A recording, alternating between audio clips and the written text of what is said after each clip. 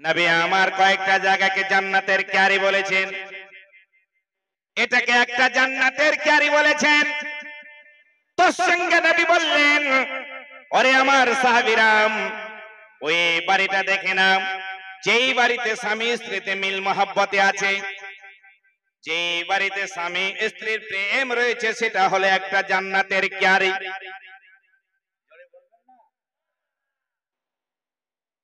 বিয়ে করেছো বুঝবে, যে বিয়ে করে না কি বুঝবে? নবী পাক বলেন, শোনো, যদি স্বামী স্ত্রীতে মিল থাকে, ওর বাড়িতে একবেলা যদি খাবার নাও থাকে, শান্তিতে বসবাস করে ওই বাড়িটা দেখো। আর নবী আমার বলেন, তোমরা জাহান্নামের টুকরা দুনিয়াতে দেখেছো? বলি ইয়া রাসূলুল্লাহ, জাহান্নামের টুকরা কোথায়? বলে যে বাড়িতে স্বামী স্ত্রীতে মিল নাই, সম্পদের উপরে সম্পত্তি, 3 তলা বিল্ডিং, 4 তলা বিল্ডিং, খাওয়ার উপরে খাওয়া, মাছের উপরে মাছ, ডিমের উপরে ডিম, কিন্তু স্বামী স্ত্রীতে মিল মহব্বত নাই, সেই বাড়িটা তোমরা দেখো, সেটা একটা জাহান্নামের টুকরা। এটা বাস্তব কথা। নবী পাক দুলহে মদিনা, শাহনশাহে মদিনা, আব্দুল্লাহর লাডলা নবী মুহাম্মদুর রাসূলুল্লাহ সাল্লাল্লাহু তাআলা আলাইহি ওয়াসাল্লাম কয়খানা বিয়ে করেছিলেন জানেন? শুনে শুনে সানাউল্লাহ, বকে বকে বাকাউল্লাহ, কিন্তু কোনো খেয়াল নাই। কয়খানা বিয়ে করেছিলেন? আপনার জন্য আমার জন্য 4খানা বিয়ে করা বৈধতা আছে, যদি খাওয়াতে পারেন। বিয়ে করা সুন্নাত, বিয়ে করা ওয়াজিব, বিয়ে করা ফরজ, বিয়ে করা মুস্তাহাব, বিয়ে করা আবার হারাম আছে। বিয়ে করা হারাম, আপনার শক্তি নাই, বুঝে নেন। আমার কথা শুনে হাসছেন? বিয়ে করা হারাম, নাজায়েজ, বিয়ে করা নবীর সুন্নাত। কথাটা মনে পড়ছে? বিয়ে হয়ে গেল, চেহারা টলটলা, চেহারা টলটলা, আপেলের মতো চেহারা, বউ থাকছে না। কারণটা কি? শারীরিক প্রবলেম আছে। যদি এরকম থাকে, তাহলে ওর জন্য বিয়ে করা নাজায়েজ ও হারাম। খুব গভীর মনোযোগ। আমার নবী পাক দুলহে মদিনা, শাহনশাহে মদিনা, নবী মুহাম্মদুর রাসূলুল্লাহ সাল্লাল্লাহু তাআলা আলাইহি ওয়াসাল্লাম বলেন, ওরে আমার সাহাবীরা শুনে নাও, আমার স্ত্রী 11 জন, আর 11 জন স্ত্রীকে আমি সমান সমান অধিকার দেই। সবাইকে একই নজরে দেখি। আমরা এমন কিছু আছি, প্রথম বিয়ে করেছি, ওটা একটু বয়স্কা হয়ে গেছে, তাকে ছেড়ে দিয়ে আর একটা বিয়ে করলাম। প্রথম স্ত্রীর খেয়াল করলাম না, দ্বিতীয় স্ত্রীকে নিয়ে রায়গঞ্জ, কালিয়াগঞ্জ, শিলিগুড়ি, আহমেদাবাদ।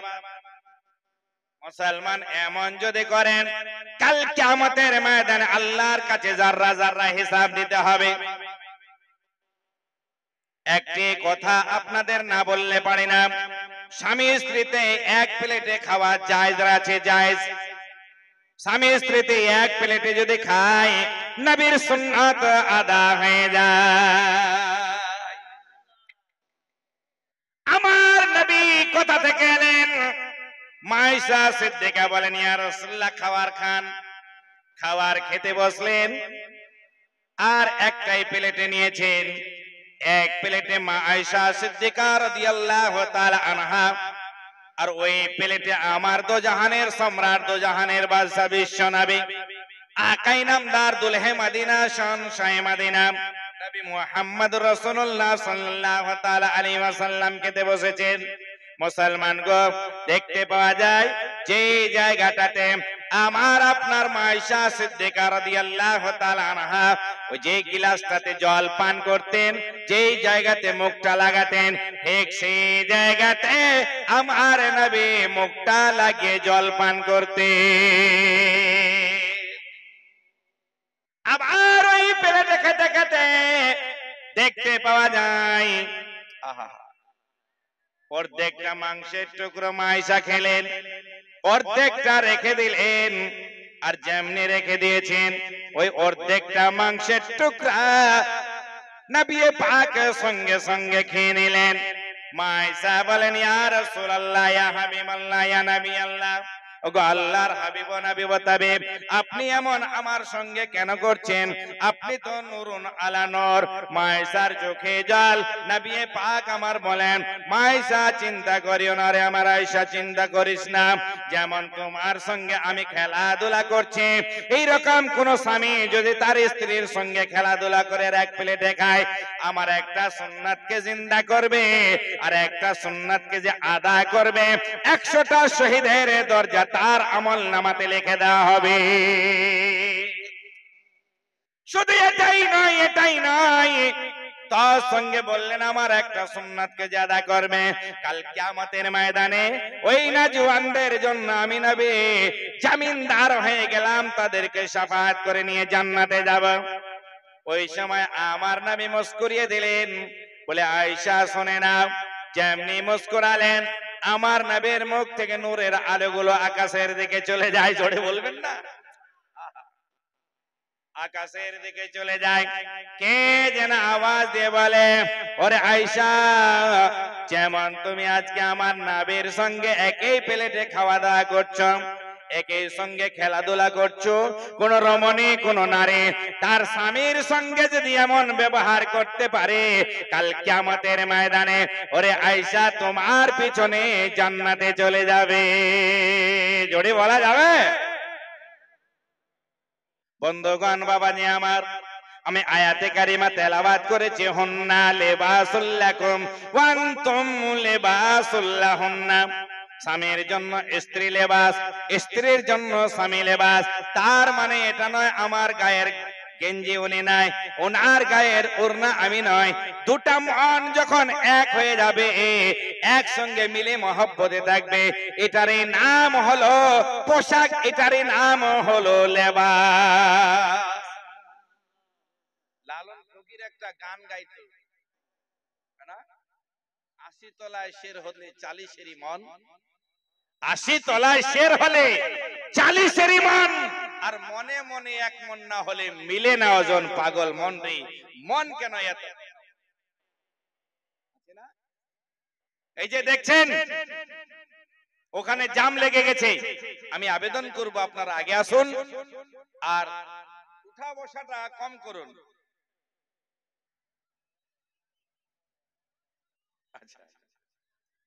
বন্ধুগণ, বাবাজি আমার, শুধু শুরু হলো, আর একটু বলতে দেন। গভীর মনোযোগ, একবার বলা যাবেন আল্লাহু আকবার, আল্লাহু আকবার। এখানে একটা ফাঁকের মাধ্যমে একটা কথা বলে দিই, আমাদের মাঝে অশান্তি কেন, কিসের জন্য অশান্তি? শুনুন, একটা কথা না বললে পারি না। এই মৌলানা সাহেব,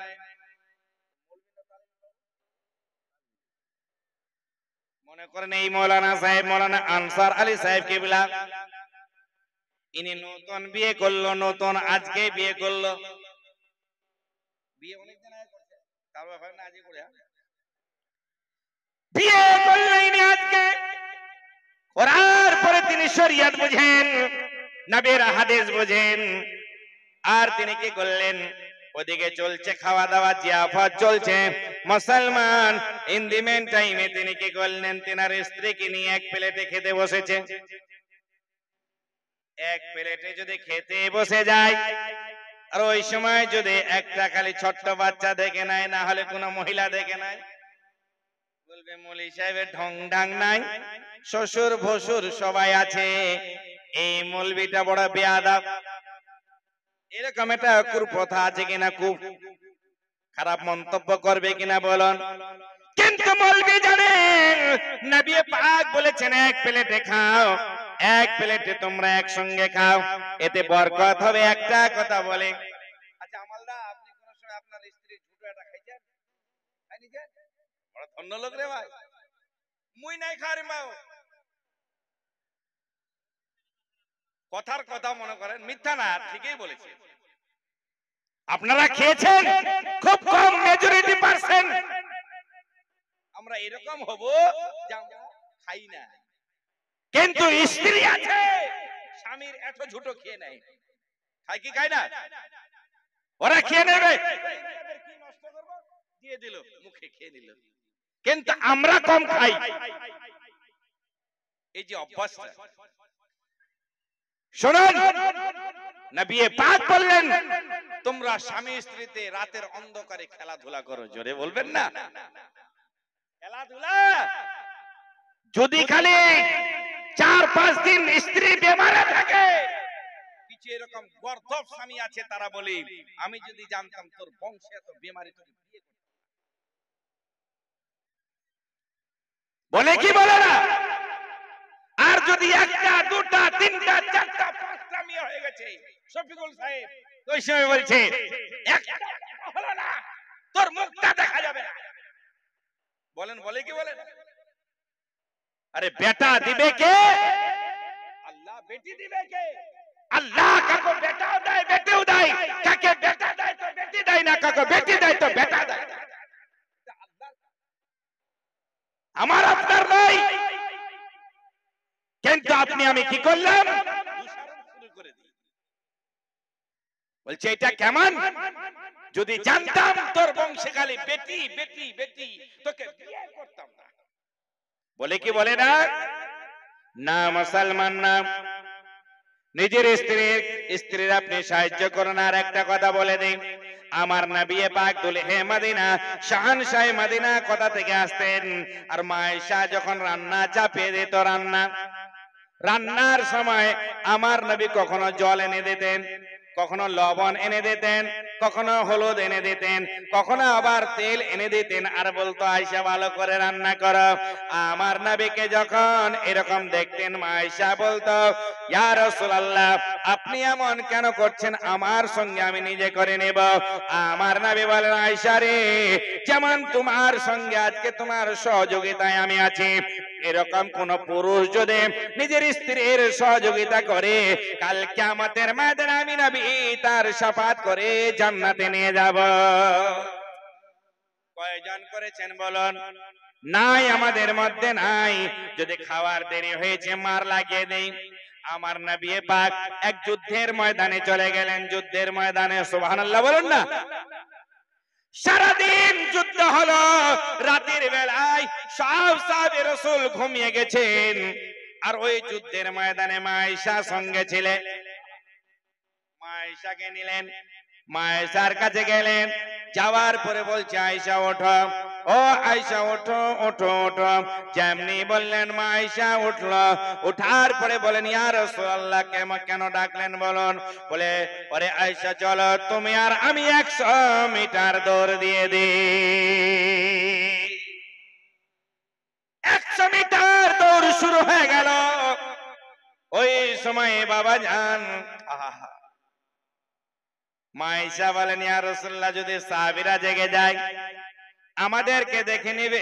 নবী আমার বলেন আয়েশা রে, তুমি কি জানো না নবীর মানে হলো গায়েবের সংবাদদাতা। যতক্ষণ তুমি আর আমি খেলাধুলা করব, কেউ আমাদেরকে দেখবে না, কেউ জাগবে না। চলো। মা আয়েশার বয়স ছিল কচি, 7 থেকে 9 বছর যখন বয়স, তখন আমার নবী তাকে বিবাহ করেছিলেন। জোরে বলা যাবে না সুবহানাল্লাহ? জোরে বলবেন না? বন্ধুগণ ওই সময় ঠিক দৌড়াতে লেগেছে, মায়েশা আগে আগে চলে যায়।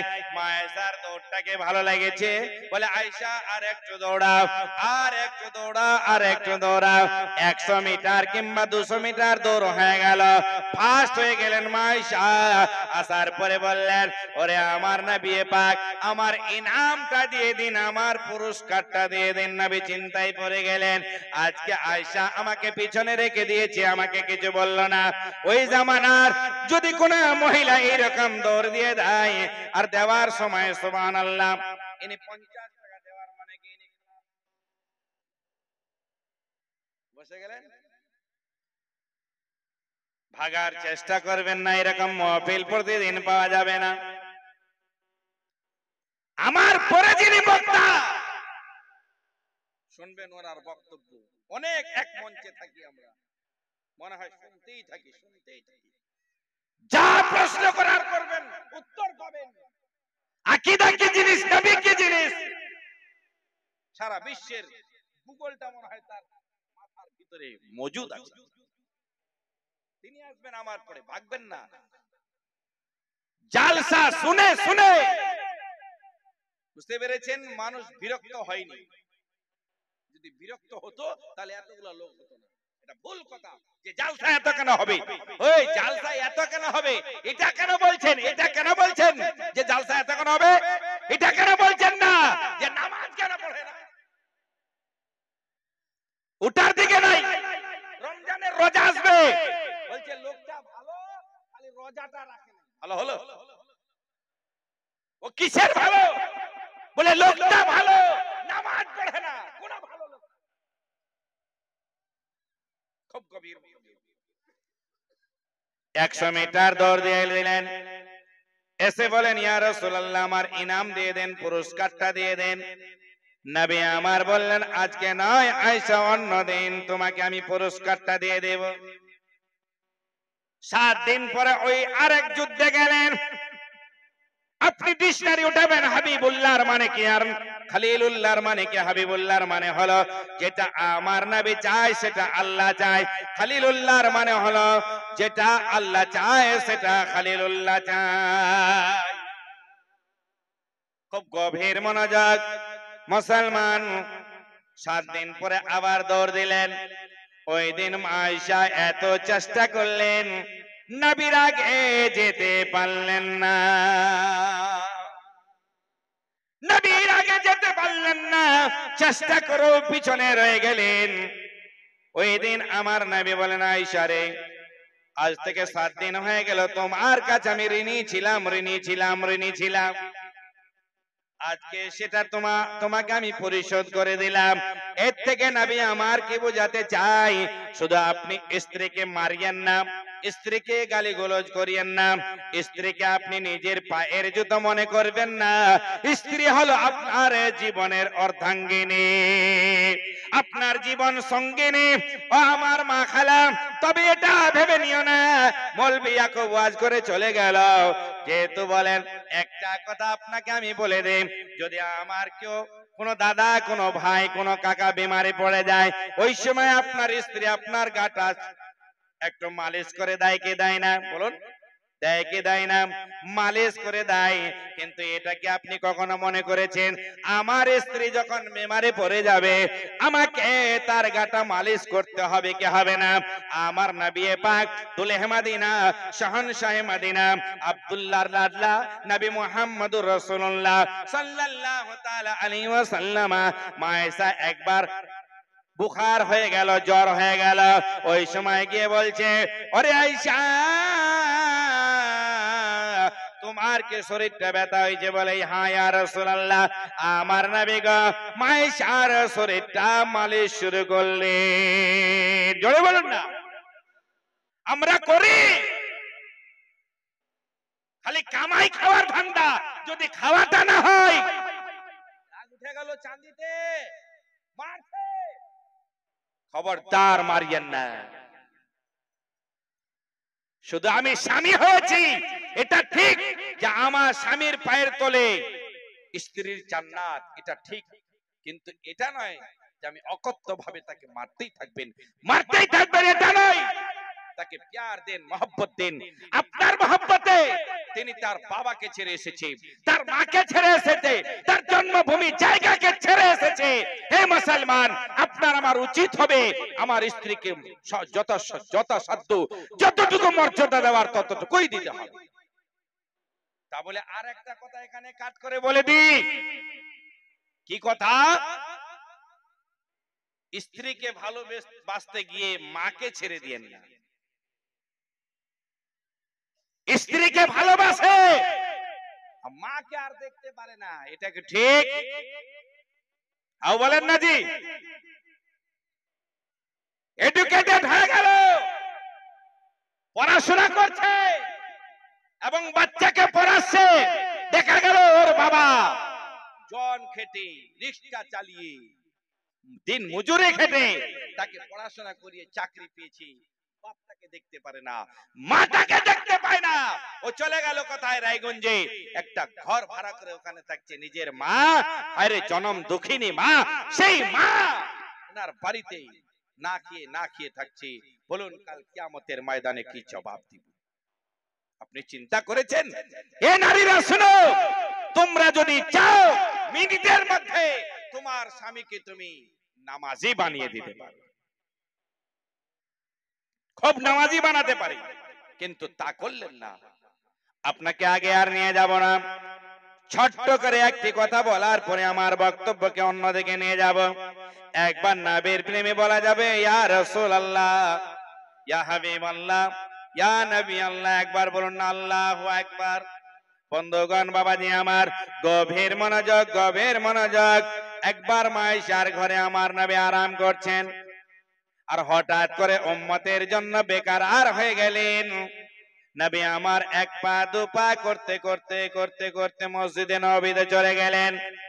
ওখানে গিয়ে উম্মতের জন্য দোয়া করেন, আল্লাহ আমার গুনাহগার উম্মতকে তুমি মাগফিরাত করে দাও, আমার গুনাহগার উম্মতকে মাগফিরাত করে দাও, আমার গুনাহগার উম্মতকে আমার হাওয়ালাই করে দাও, আমার গুনাহগার উম্মতকে আল্লাহ তুমি জান্নাতবাসী করে দাও। ওদিকে মা আয়েশা জেগে গেছেন, জেগে যাওয়ার পরে দেখে ঘরে নাই, আনাচে কানাচে এদিক সেদিক খোঁজাখুঁজি করলেন, পেল না। মা আয়েশা নিজের মনকে বলে, ওরে মন, ওরে হৃদয়, শুনে নাও, তোমার ঘরে নবী মুস্তাফা আরাম করছিলেন, যদি আজকে নবীকে কেউ আঘাত করে থাকে, নবীর উপরে যদি চোটপাট হয়ে যায়, কাল কিয়ামতের ময়দানে আল্লাহর দরবারে কি জবাব দিবি বলো? এই মনে করতে করতে চিন্তা ভাবনা করছেন, নবীকে পাই না। হঠাৎ মনে পড়ে গেল আমার নবী কখনো কখনো মসজিদে নববীতে চলে যায়। মা আয়েশা এক পা দু পা করতে করতে করতে করতে মসজিদে নববীতে এসেছেন।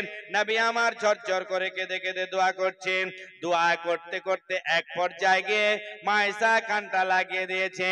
দোয়া কি করছেন? আল্লাহ আমার খাদিজাকে তুমি জান্নাতবাসী করে দাও।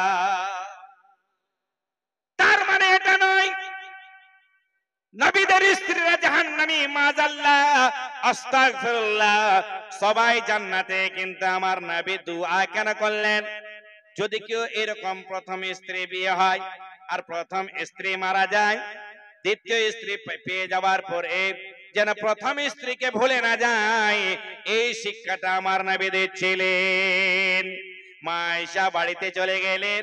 নবী আমার ফজরের ওয়াক্ত শেষ করার পরে তাসবিহ তাহলিল কোরআন শরীফ তেলাওয়াত করার পরে নবী যখন বাড়িতে গেলেন, মা আয়েশা নিজের কাজে ব্যস্ত। ওই সময় মা আয়েশা বলেন, আসসালাতু আসসালামু আলাইকা ইয়া রাসূলুল্লাহ, আসসালাতু আসসালামু আলাইকা ইয়া হাবিবাল্লাহ। নবী আমার বলেন, আয়েশা, যতবার আমি বাড়িতে এসেছি তোমার মুখে মুস্কুরাহট পেয়েছি সালামের সঙ্গে সঙ্গে, কিন্তু আজকে তোমার মুখে আমি হাসি পেলাম না, মুস্কুরাহট পেলাম না। আয়েশা বলেন, ইয়া রাসূলুল্লাহ, আমার মনে একটা প্রশ্ন জেগেছে। প্রশ্ন বলে, প্রশ্নটা কি?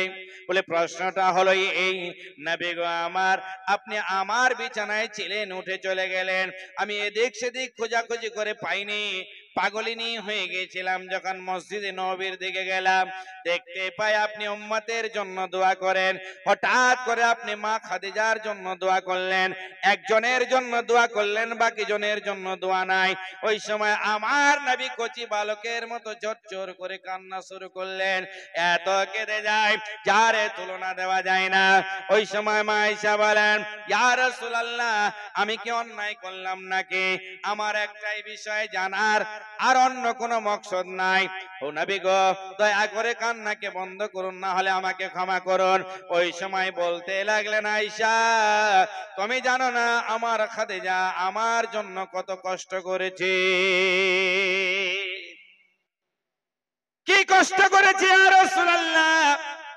নারীদের মধ্যে সর্বপ্রথম যিনি কলমা পড়েছিলেন নবীর কাছে, তার নাম ছিল মা খাদিজাতুল কুবরা রাদিয়াল্লাহু তাআলা আনহা। যখন আমার খাদিজা আমার কাছে কলমা পড়ে, মুসলমান হয়ে যায়, ওই সময় বলতে লাগলেন, আমি বললাম এটা বাগানকার? খাদিজা বলে আমার। এটা উটের পালাকার? বলে খাদিজা বলে আমার। এটা দুম্বার পালাকার? বলে খাদিজা বলে আমার। আমার খাদিজা সবকিছু ইসলামের জন্য কুরবানি দিয়েছে। ওরে আমার আয়েশা, শোন শোন শোন, ভালো করে শুনে নাও। দুঃখের দিনের সঙ্গিনী আমার খাদিজা। যেদিন মক্কা মদিনাতে আমার সঙ্গের সাথে কেউ ছিল না, ওই দিন আমি যখন ইসলামের দাওয়াত দিতে যেতাম, আমার সঙ্গের সাথে কেউ হয় নাই, একমাত্র আমার সঙ্গের সাথে ছিল খাদিজাতুল কুবরা রে। ওই দিন দুঃখের দিনে আমার সঙ্গের সাথে খাদিজা। তোমরা তো আমার সুখের সময় সঙ্গিনী হয়েছ, জোরে বলা যাবে? যেমনি বললেন, মা আয়েশার কৌতূহল জেগে গেল। বলে, ইয়া রাসূলুল্লাহ, আর একটু বলুন না, আর একটু বলুন না। বলতে লাগলেন, আয়েশা, আমি যখন ইসলামের দাওয়াত দিতে যেতাম, আমার খাদিজাকে বলে যেতাম, আর আমার যখন আসতে লেট হয়ে যেত, রান্না করে থাকতো, রান্না করে ঘরে রেখে দিত, এক দানা মুখে দিত না, এক বিন্দু জল মুখে দিত না, আর চাতক পাখিনের মতো তাকিয়ে থাকতো। আমার রাত হয়ে যেত, একটা দুটা বেজে যেত, আমার আসতে লেট হয়ে যেত, আমি এসে দরওয়াজায় বলতাম, কে আছো রে, দরওয়াজা খোলো। খাদিজা বলে, একবার ডাক দিতাম, দ্বিতীয় ডাক দেওয়ার আমি কখনো সুযোগটুকু পাই না। ওই সময় মা আয়েশা বলেন, ইয়া রাসূলুল্লাহ, কারণটা বলেন। বলে, শুনে না, আমার খাদিজাকে আমি বলতাম, খাদিজা রে, তুমি কেন একটা ডাকে সাড়া দিয়ে দাও। একটা বাড়িতে যদি রাতের বেলায় যাওয়া যায়, 2 থেকে 4 মিনিটের প্রয়োজন হয়। ঘুম থেকে উঠবে, দরওয়াজাটা খুলবে, খোলার পরে আসবে, কিন্তু তোমার সময় কেন হয় না? তোমাকে নিন্দ্রা কিংবা তন্দ্রা লাগে না, ঘুম লাগে না? মা খাদিজাতুল কুবরা কি বলেছিলেন শুনুন, জোরে বলবেন কি একবার? আর একটু জোরে বলেন। ওই সময় নবী বলেন, আমার ওরে আয়েশা শুনে নাও, খাদিজা কি করেছিল। বলে, কি করেছিল? বলে, ইয়া রাসূলুল্লাহ, ইয়া হাবিবাল্লাহ, আমার মনের ইচ্ছা একটু বলুন। বলে, আমার খাদিজাকে যখন আমি জিজ্ঞাসা করেছিলাম, খাদিজা তুমি বিছানায় কেন পিঠ লাগাও না? ওই সময় আমার খাদিজা বলে, ইয়া রাসূলুল্লাহ, আমার যখন নিন্দ্রা কিংবা তন্দ্রা চলে আসতো, আমি বিছানায় পিঠ লাগাতাম না, এই জন্য। যদি এসে খাদিজা খাদিজা খাদিজা বলে 1 থেকে 3টা ডাক হয়ে যায়, কাল কিয়ামতের ময়দানে আল্লাহর দরবারে কি জবাব দিব? আমি এই জন্য ইয়া রাসূলুল্লাহ, ইয়া হাবিবাল্লাহ, ইয়া নবী আল্লাহ, আমি দরওয়াজার সঙ্গে পিঠটা লাগিয়ে লাগিয়ে দাঁড়িয়ে দাঁড়িয়ে ঘুমাই। কেমন ছিলেন ওই জামানার নারীরা? মুসলমান, আজকে আমরা কি 10 টাকা যদি চাঁদা দিয়ে, তো বলে এবারে আমি ওখানে চাঁদা দিয়েছি, আমি ওখানে চাঁদা দিয়েছি।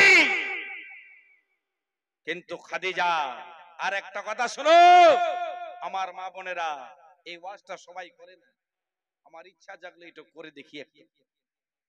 কারণ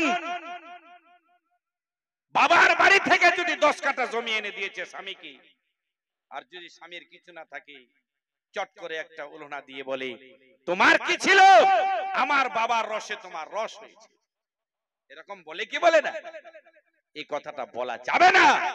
কারণ খাদিজাতুল কুবরা দেখিয়ে দিয়েছেন আর নবী এটাই বলেছেন, এ আমার খাদিজা শোনো, যেমন তুমি আজকে আমাকে হেল্প করলে, সাহায্য করলে, কোন নারী যদি তার স্বামীকে কেমন সাহায্য করে, কাল কিয়ামতের ময়দানে তোমার পিছনে জান্নাতে। তাহলে একবার চিন্তা করেছো, আজকের এই ধর্মসভা একটা কবরস্থানের জন্য। এটা কিসের জন্য? কবরস্থান। এমন কেউ আছেন যে কবরে যাবেন না, এরকম লোক আছেন কি? সবাইকে যেতে হবে, বলছে সবাইকে যেতে হবে। কবরে এমন কোন লোক নাই যেতে হবে না, সবাইকে কবরে যেতে হবে, উপায় নেই। হে মৌলভী সাহেব, তাহলে এত বড় বিল্ডিং আপনি কেন করছেন? এ তো দুনিয়া है, দুনিয়া, এটা নফস, কন্ট্রোল করতে পারছি না। যারা সুফি সাধক আল্লাহ ওয়ালা, আল্লামা বাহলুল দানা রহমাতুল্লাহ আলাইহি, তিনি একবার কবরস্থানে বসে আছেন, জোরে বলবেন না? আর বাদশাহ হারুন আল রশিদ বলেন, বলে बहलूल क्या कर रहे हो? কোনো উত্তর নেই। बोले अरे मांगना है मुझसे मांग, क्या कर रहे हो? बोले आपसे मांगूंगा, आप मुझे दे पाओगे? बोले हाँ जरूर दे दूंगा। बोले আমার হায়াতটাকে বাড়িয়ে দাও, আমার হায়াতটাকে বাড়াও। কেউ কারো হায়াত বাড়াতে পারবে? মায়েরা, বারবার খবর আসছে আপনাদের একটু আগের জায়গাটাতে আসবে না, মা এদিকে আসবে না, ওইদিকে জায়গাটা ফুল হয়ে গেছে, একটু আগে আসবে না মাগো। তোদেরকে গালিও দেওয়া যায় না, কিছু বলাও যায় না, এই জন্য তোদের মতো মায়ের পেট থেকে আমার রাসূলে পাক এসেছে, জোরে বলবেন না? তোদের মতো পায়ের পেট থেকে চারজন সাহাবী এসেছে, অন্যান্য সাহাবীরা এসেছেন। তোদের মতো মায়ের পেট থেকে হযরত আলী শেরে খোদা, হাসনাইন কারিমাইন এসেছেন। তোদের মতো মায়ের পেট থেকে গৌসে আজম এসেছেন। তোদের মতো মায়ের পেট থেকে যিনি হিন্দুস্তানের রাজা, তিনি আমার খাজা, জোরে বলা যাবে না, তিনি এসেছেন। তোদের মতো মায়ের পেট থেকে, বেশি বলবো না, গরিবুল হাসান ডাক্তার পোষ এসেছে, যার ছত্র ছায়াতে আমরা আছি। এত বড় বলি তো বাহলুল দানা বলেছিলেন, বাদশাহ হারুন আল রশিদ, তুমি আমাকে দিতে পারবে তো আমার হায়াতটাকে বাড়িয়ে দাও, এটাই তোমার কাছে চাই। পারবে বয়সটা বাড়াতে? কেউ আইনা মা তাকুনু ইদরিকুমুল মাউত ওয়ালাউ কুনতুম ফি বুরুজিম মুশাইয়্যাদা, যখন সময় হয়ে যাবে, এক সেকেন্ড আগে হবে না, এক সেকেন্ড পরে হবে না, আপনাকে মরণ ধরবেই। বলুন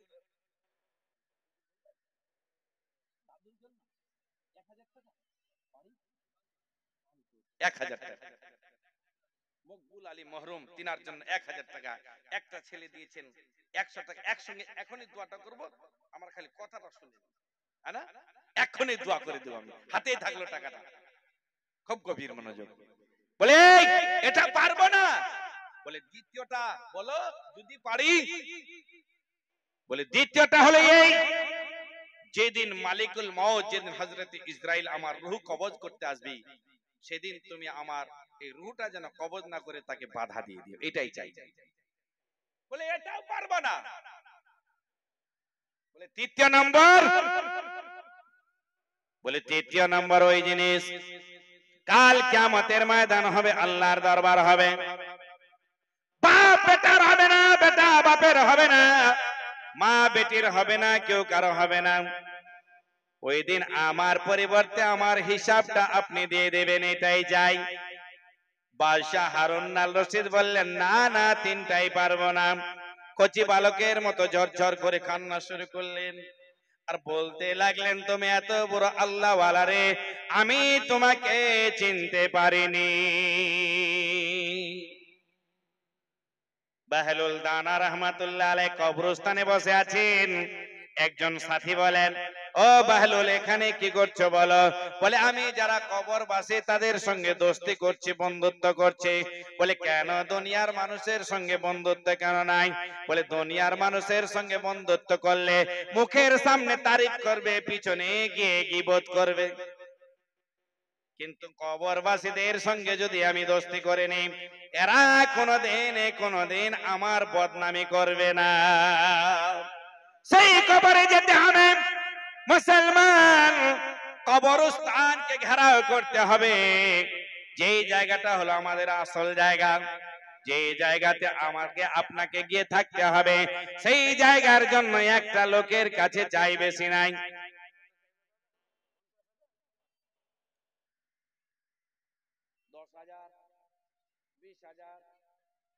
কত চাইবো? চাকরিয়া লোক আছেন, পয়সাওয়ালাও আছেন, ব্যবসায়িকও আছেন, আপনাদের কাছে বেশি চাইবো না। বন্ধুগণ, এই কবরস্থান ঘেরাও করতে হবে। এর ফাঁকে ফাঁকে যদি পারেন, আপনাদের কাছে বেশি নাই, একটা লোকের কাছে চাই 5,000 টাকা। যদি কেউ থাকেন বাপের বেটা, দয়া করে এসে দিবেন।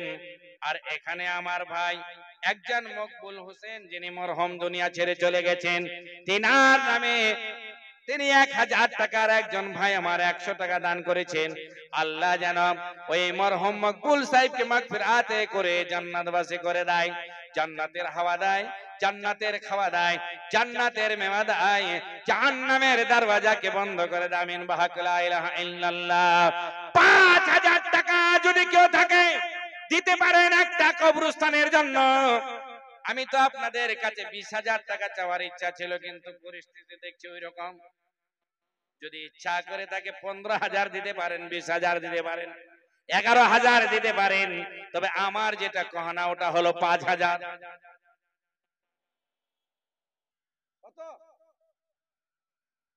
কত আছে? আপনি আনোয়ার নারায়ে তাকবীর, নারায়ে রিসালাত। আনোয়ার ভাই 5,000 টাকার দাতা, তিনি 5,000 টাকা দিয়েছেন। আনোয়ার সাহেব, ইনার একটা কি জোড়া হবেন? পারবেন? আমি বেশি চাইনি, এই জন্য আগে আপনারা চাঁদা করেছেন। কত দিবে রে? এই জন্য আর একজন ইনার সঙ্গের সাথে কি হতে পারবেন? বন্ধুগণ, বাবাজি আমার, কবর দর্দনাক জায়গা, এই জন্য কবরস্থান উন্নতি কল্পে কবরস্থান ঘেরাও উপলক্ষে একটা জালসা হয়েছিল আপনার বিদ্রোহী মোড়টার ওই পাশে কি জায়গাটার নাম, না তার পিছনে বন্দর ঠনঠনিয়া পাড়াতে আছে, ওটা তো জানি, একটা ওইদিকে হয়েছিল, ওটাকে বলা হয়েছে রাজবিহারী মার্কেট। ওই জায়গাতে একটা ছেলে ছিল যার নাম মেহেদি হাসান, তিনি জালসাটা করেছিলেন, আমাদের পীর সাহেব ছিল। বন্ধুগণ, ওই জায়গাতে টাকা চেয়েছিলাম, টাকা নিতে অবকাশ পাই নাই, এর থেকে অনেক লোক কম ছিল। আর ওই কবরস্থানকে ঘেরা করবেন বলে কবরস্থানকে আমাদেরকে রক্ষা করতে হবে। কবরস্থানে কে গরু বেঁধে দেয়, কে আবার আপনাদের এই এলাকা আমি জানি না, আমাদের এলাকা, আমাদের যেটা কবরস্থান বাবুকে ছাড়তে ছাড়তে ছাড়তে এরকম করে দিয়া, ছাড়তে ছাড়তে ছাড়তে ওরা হাঁটে না। মনে হচ্ছে যদি ওই জায়গাতে বাজার দুটা ধান লাগালে ওদের বেশি হবে। ওটা একেবারে এইরকম একটু জ্ঞান থাকা দরকার। এখানে কত কবর আছে, কবরস্থানটা আমাদের ছোট করে দিন, কি করব?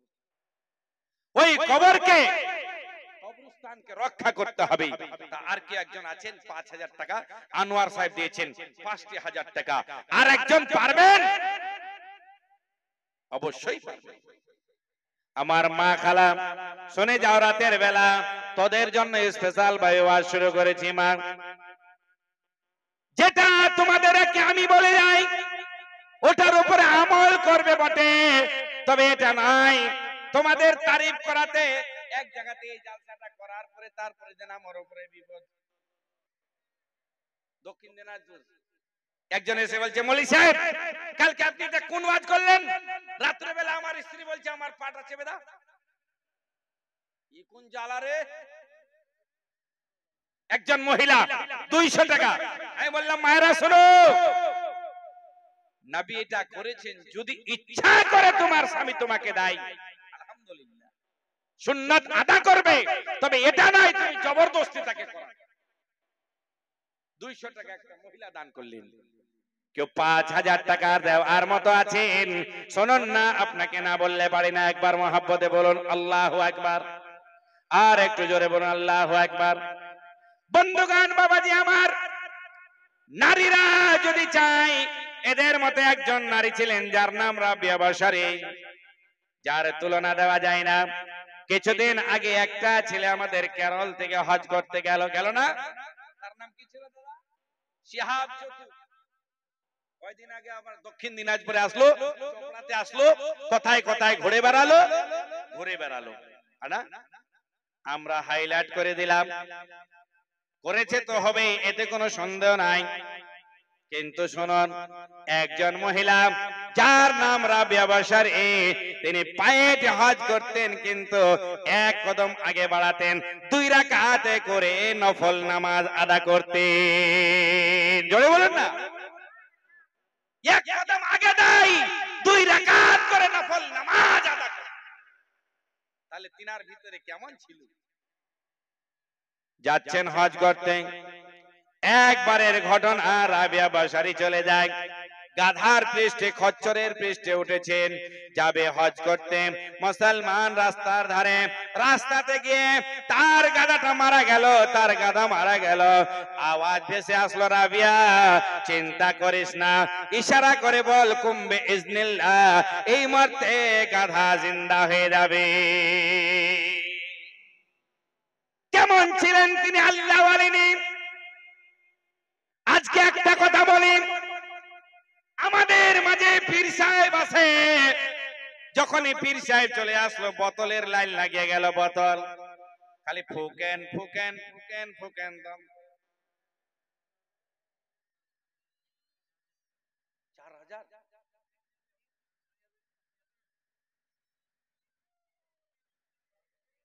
চন্দা বলে, তারা বলে, বলে বলমা মোর নবীজি আইলান ভোরে ভোর। 1000 টাকা নাকি আগে দিয়েছে, কিন্তু আমি তাতে সন্তুষ্ট নাই। ইনার বাবা ছিলেন একজন বীর মুজাহিদ, আফাজউদ্দিন সাহেব কিবলা। তিনি আমাকে খুব ভালোবাসতো, আদর করত, যত্ন করত। দাদারে 1000 আগে কিন্তু আপনার কাছে 5000 টাকা। নারে তাকবীর, নারে রিসালাত। একটু দোয়া করুন। এর আগে আনোয়ার ভাই দিয়েছেন, তার সঙ্গে ইনি দান করলেন তিনার আব্বাজানের জন্য 5000 টাকা, আগে দিয়েছেন 1000 টাকা। আল্লাহ রাব্বুল আলামিন যেই নিয়তে দান করলেন, তিনার দানকে আল্লাহ তুমি সদর গ্রহণ করো, তিনার আব্বাজানকে আল্লাহ তুমি জান্নাতবাসী করে দাও, জান্নাতের হাওয়া দাও, জান্নাতের খাওয়া দাও, জান্নাতের মেওয়া দাও, জাহান্নামের দরওয়াজাকে বন্ধ করে দাও। আল্লাহ তিনার বাড়িতে খেতে খামারে বরকত দাও। আর আনোয়ার আলী সাহেবের যদি কেউ আলী খানদানের মধ্যে ইন্তেকাল করে থাকে, জানি না কবরে কি অবস্থায় পড়ে রয়েছে, কবর বড় দর্দনাক জায়গা। আল্লাহ তিনার কবর, তিনার আলী খানদানকে মওলা তুমি মাগফিরাত করে জান্নাতবাসী করে দাও। আমিন। বাহাক লা ইলাহা ইল্লাল্লাহ মুহাম্মাদুর রাসূলুল্লাহ। কেউ নাই আর দেওয়ার মতো। শুনুন, এর ফাঁকে ফাঁকে দিতেই থাকবেন। মা বোনদের দিকে যদি পারেন গামছা পাটি, ওই মাই ওই মাই আস্তে করে যা, এটা রাজধানী এক্সপ্রেসের মতো যায়। এই খালা, মমতা বাড়িয়ে দিল 1000, ছিল 500, এখন হলো 1000।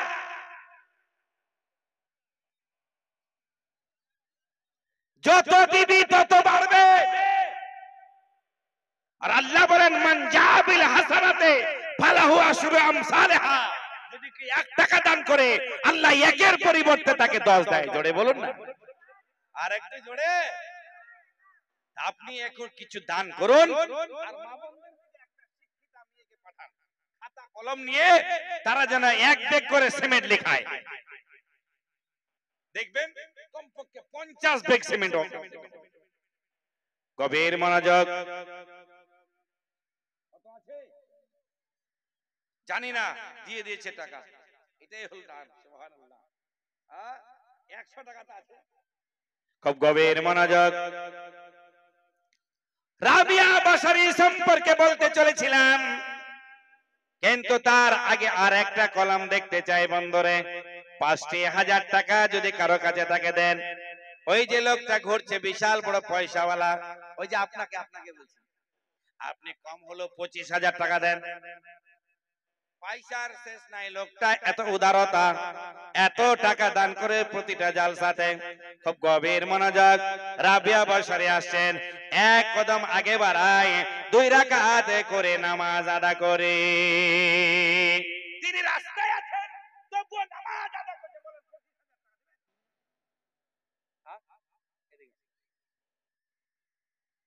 এদিকে আসেন, এটা না আগাতো আগাতো না,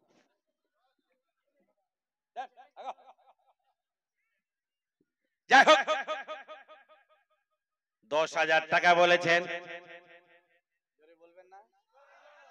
নবী পাক দুলহে মদিনা, শাহনশাহ মদিনা, আব্দুল্লাহর লাডলা নবী আমার, ওনাকে জিজ্ঞাসা করেছিলেন সাহাবে রাসূল, ইয়া রাসূলুল্লাহ, ইয়া হাবিবাল্লাহ, ইয়া নবী আল্লাহ গো, কিয়ামতটা কবে হবে? আমার নবী ইলমে গায়বের সংবাদদাতা, তিনি বলেন কিয়ামতটা হবে 10ই মুহররমে। কোন দিন হবে? নবী তাও বললেন সেটা জুম্মার দিন হবে, শুক্রবারের দিন হবে, কিন্তু আমি সেটা নাই। আমরা 11 মানি, 12 মানি, আর সামনে চলে আসলো শবে বারাত, নিসফুস শাবান। শবে বারাতের 15ই শাবানের রাত্রিতে আমরা সবাই ইবাদত করি, বন্দেগী করি। আপনি 10,000 দিতে পেরেছেন, আর 5,000 টাকা বাড়িয়ে দিয়ে 25,000 নেব না। নারায়ে তাকবীর,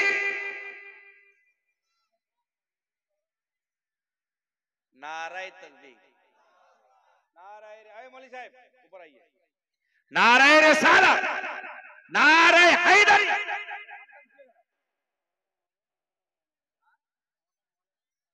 মুজারুল 10,000, আর স্ত্রী চায়না বানো, তিনি দিয়েছেন 5,000, 15,000 টাকা দান। নারায়ে তাকবীর, নারায়ে রিসালাত, নারায়ে হায়দারি। সুবহানাল্লাহ।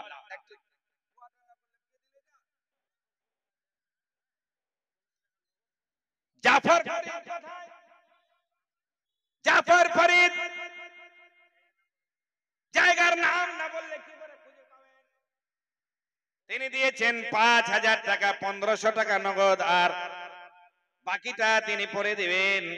একবার সবার জন্য হাত তুলে দোয়া করা যায় কিনা? একটু দোয়া করুন। আল্লাহুম্মা আমিন। আল্লাহুম্মা সাল্লি আলা সাইয়্যিদিনা ওয়া সানাদিনা ওয়া নাবিয়্যিনা হাবিবিনা মুহাম্মাদিন বারিক ওয়া সাল্লিম ইয়া রাসূলুল্লাহ। আল্লাহ রাব্বুল আলামিন মুজারুল সাহেব নিজে 10,000, তেনার স্ত্রী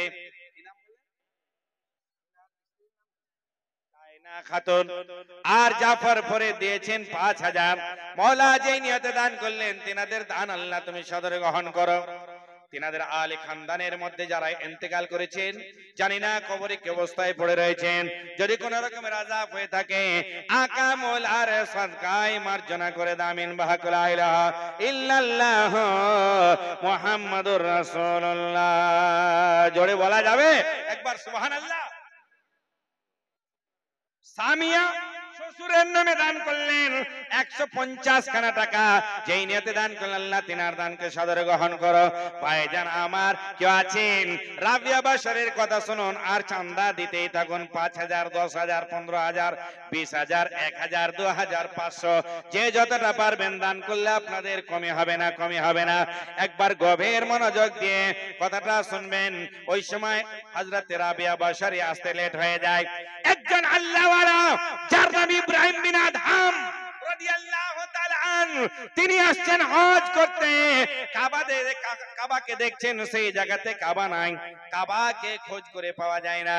কাবা কোথায় চলে গেছে? আইরে সমস্ত মসজিদের বাবা, তার নাম হলো কাবা। কাবা নাই।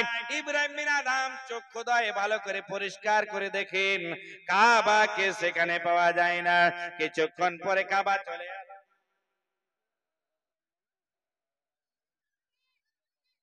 দিয়েছে বাপ মায়ের নামে আর শাশুড়ি দিয়েছে কার নামে? 500 করে 1000 টাকা দান করলেন। যেই নিয়তে দান করলেন, আল্লাহ তিনার দানকে সাদরে গ্রহণ করো, তিনার আলে খানদানকে জান্নাতবাসী করে দাও। মওলা যদি বাপ মা বেঁচে আছে তাদেরকে দীর্ঘজীবী করো, যদি বাপ মা মারা গেছে আল্লাহ তাদেরকে তুমি জান্নাতবাসী করে দাও। বন্ধুরে, ইব্রাহিম বিন আদহাম গেলেন, যাওয়ার পরে বললেন, গিয়ে কি বলছেন শুনুন।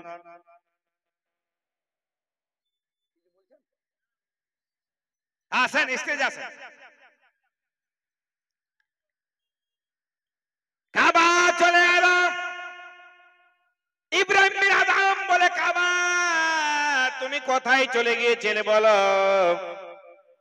কাবা মানুষের মতো কথা বলতে লাগলেন, জোরে বলবেন না? মানুষের মতো কাবা কথা বলতে লাগলেন। আপনি বলবেন মৌলানা, একটা ঘর কে কখনো কথা বলতে পারে? আপনাকে আমি কোরআন থেকে সাবিত করে দেব। বন্ধুরে, পাথর কথা বলেছিল, পাথর কথা বলেছে। কেমন করে? আপনি সূরা বাকারা উঠান, আল্লাহ রাব্বুল আলামিন বলেন, আউযু বিল্লাহি মিনাশ শাইতানির রাজীম, ওয়াকুদুহান নাস ওয়াল হিজারা উইদ্দাত লিল কাফিরিন। জোরে বলবেন না? আরে কোরআন যতবার শুনবেন ততবার আল্লাহর কোরআন। এই যে চলে আসছে মর্দে মুজাহিদ, চিন্তা করেন না। আচ্ছা, এই চেয়ারটা উনাকে দেন, ওটা চেয়ার আমাকে দেন, তাই না? তাহলে না ভালো হবে। উনি দূরের মেহমান, কিন্তু আপনারা কেউ উঠবেন না, দয়া করে বসে থাকেন। আমি জানি উঠলেই ভাগবে। মাস্টার সাহেব দাঁড়ান, এটা টাইম থাকতো, ওইদিকে দেন, ওইদিকে দেন। মাস্টার সাহেব দাঁড়ান, মাস্টার সাহেব দাঁড়ান, দেন, না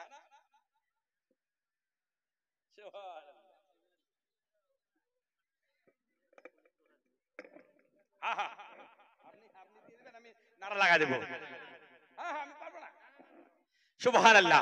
একবার মহব্বতে বলুন না, ইয়া রাসূলুল্লাহ। চেয়ার পাল্টে গেল। চেয়ার কোন দিন পাল্টবে ঠিক ঠিক নাই বলে। 5 বছর জন্য চেয়ার খান। খুব গভীর মনোযোগ, হ্যাঁ না? ওয়াকুদুহান নাস ওয়াল হিজারা উইদ্দাত লিল কাফিরিন। এর শানে নজুল যদি আপনি দেখেন, আমার দয়ার নবী মুস্তাফা সাল্লাল্লাহু